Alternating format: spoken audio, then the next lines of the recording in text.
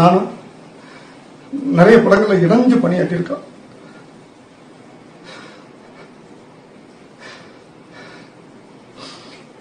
அவனை பத்தி பேசும்போது துக்கம் தொண்டை அடைக்குது. ரொம்ப நல்லது.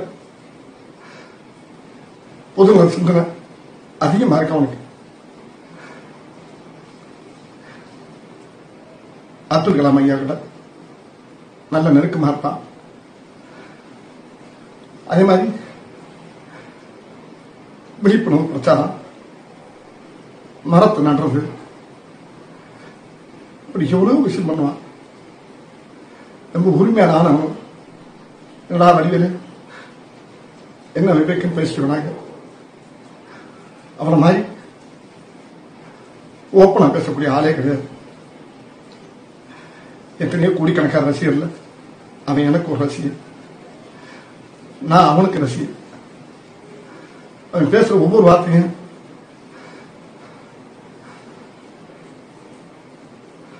மனசுல பதிகிற மாதிரி இருக்கும். என்னோட யதார்த்தமா எளிமையா பேசுவான். அவனுக்கு இப்படி ஒரு மரணம் வந்தது ரொம்ப கஷ்டமா இருக்கு.